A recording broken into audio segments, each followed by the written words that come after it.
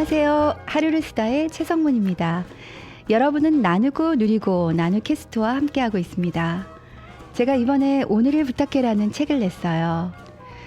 책 중에서 여행 가이드라는 글 한 편 읽어드릴게요. 삶은 낯선 곳을 여행하는 것과 같아서 여행 가이드가 필요합니다. 가이드는 사람일 수도 있지만 책이나 자연일 수도 있습니다.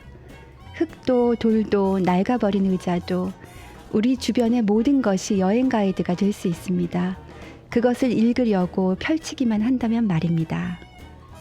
네, 짧은 글이죠? 네, 이런 글들이 한 120편 정도 실려있는 책 오늘을 부탁해. 네, 사랑해 주세요. 하루를 쓰다는 365명이 365일의 날짜를 손으로 직접 쓰는 공공예술 프로젝트입니다. 모두에게 공평하게 주어진 하루, 이 하루를 잃어버리지 않기를 바라는 마음으로 작업했습니다. 2017년 하루를 쓰다 달력과 다이어리 출시를 위해 와디즈에서 12월 1일까지 크라우드 펀딩을 하고 있습니다. 하루를 쓰다 후원금은 도시 빈민과 다문화 이주민의 자립기금으로 사용합니다. 아직 많이 부족해요. 참여 꼭 해주세요. 오늘도 터키 이야기 이어집니다. 지금부터 제가 터키로 안내할게요.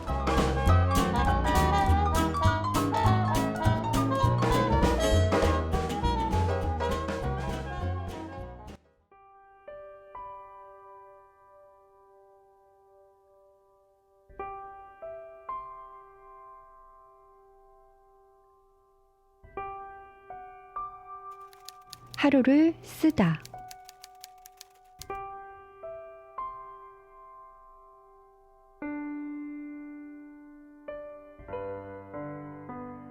하루를 쓰다는 무모한 작업이었다.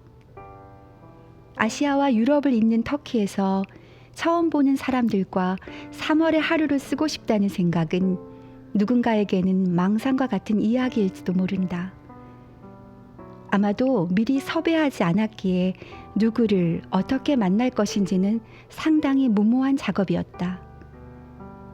게다가 낯선 이가 내미는 한 장의 도화지에 날짜와 더불어 서명까지 써둔다는 건 상대를 신뢰하지 않고서는 도저히 불가능한 일이었다. 나를 믿어줄 사람을 만날 수 있을 거라는 막연한 희망은 현실감 없는 이야기였다. 그러나 그 터무니없는 꿈을 안고 터키로 왔다. 오직 터키에 사는 오렌벗, 종안과 제욱 부부만 믿고 왔다. 종안은 터키에 사는 한국인 학생들에게 수학을 가르쳤고 제욱은 어학원에서 터키인들에게 한국어를 가르쳤다. 터키 하면 2002년 붉은색 티셔츠를 입고 거리마다 응원의 여파로 가득했던 월드컵 때가 생각난다. 우리를 형제의 나라라고 감싸며 응원해준 터키. 나는 그때 터키 사람들이 한국 사람들을 친밀하게 여기고 있다는 걸 처음 알았다. 터키에 대한 기억과 추억은 그게 다였다. 한국에서 터키 사람과 맺은 그 어떤 인연도 없었다. 아시아와 유럽을 잇는 지리적 위치가 터키였고 믿을 수 있는 친구가 있어서 온 것뿐이었다. 터키에서부터 출발해서 아시아인들과 하루를 쓰고 싶었다. 쿵꿈에 비해 참으로 대책 없는 무모한 여행이었다. 하지만 혼자 꾸는 꿈은 망상에 그칠 수 있지만 함께 꾸는 꿈은 현실이 된다고 믿었다. 함께 이 꿈을 품고 걸어가 줄 친구가 터키에 있었다. 그 어떤 것도 아닌 사람을 믿고 꿈꾸는 것. 그것이 세상에서 가장 아름다운 이야기 중에 하나가 아닐까? 함께 온 유진은 여름 휴가로 왔기에 터키에 오래 머무를 수가 없었다. 피곤한 직장인의 삶을 살았던 유진에게는 쉼과 즐거운 여행이 필요했다. 나 또한 터키 사람들과 작업하기 이전에 터키를 먼저 알아야 했다.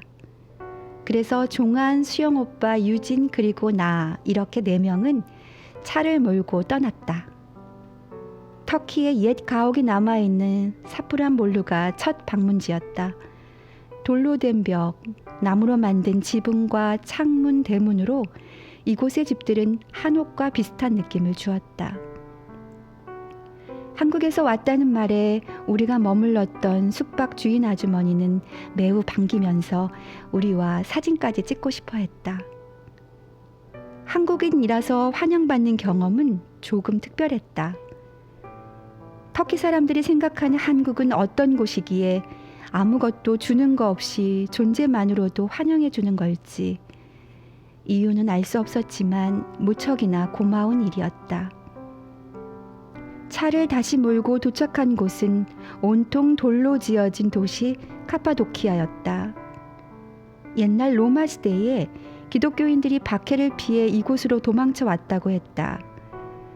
그들은 동굴을 파고 그 안에서 살았다. 이곳 주변은 온통 동굴 도시로 가득했다. 데린쿠유 지하 도시는 가축도 함께 살았던 만큼 터가 상당히 넓었다. 우리는 차를 타고 가다가 우연히 버려진 동굴 도시를 발견했다. 마을 어귀에서 어슬렁거리는 우리를 향해 초등학교 저학년으로 보이는 남자아이 2명이 다가왔다. 아이들은 자신들이 이 마을을 안내해 주겠다며 배짱 있게 말했다. 옷차림으로 보아 가난해 보였다.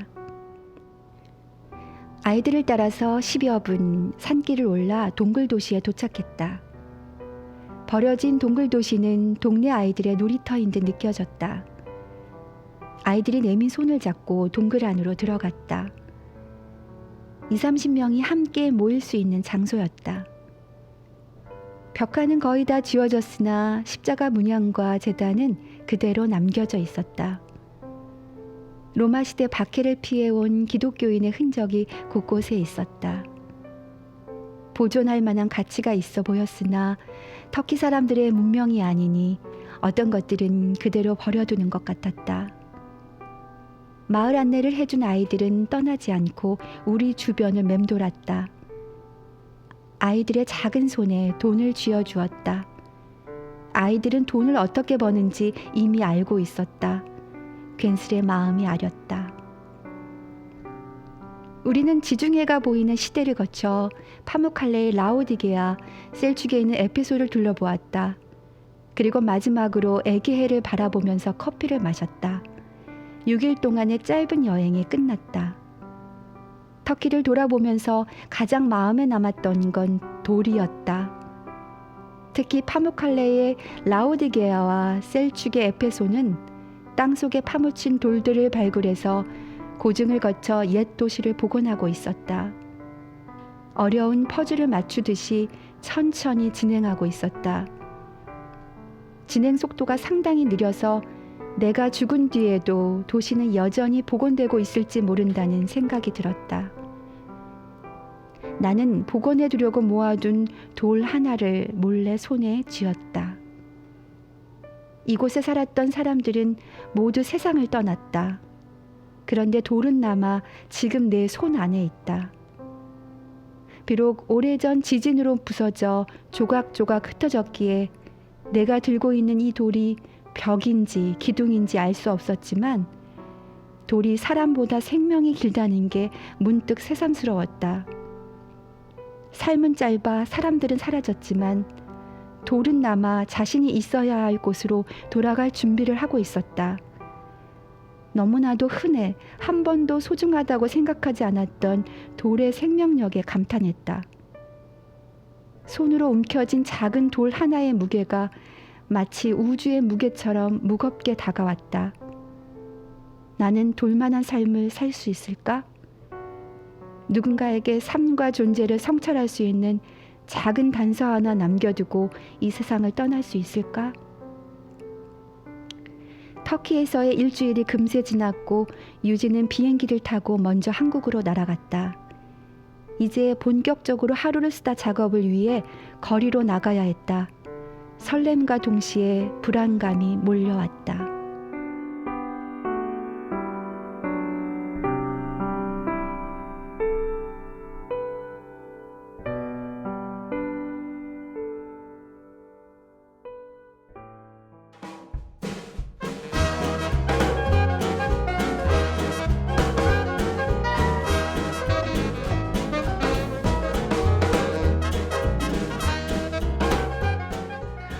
터키 이야기 계속 듣고 계시죠? 어떻게 들으셨는지 여러분들 댓글로 남겨주시면 정말 좋을 것 같아요.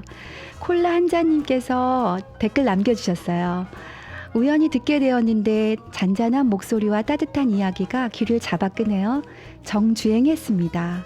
치즈에 동감하여 다이어리도 예약했어요. 오류한 파묵 씨와 연결이 되었는지 뒷얘기 궁금해서 계속 들을 것 같습니다.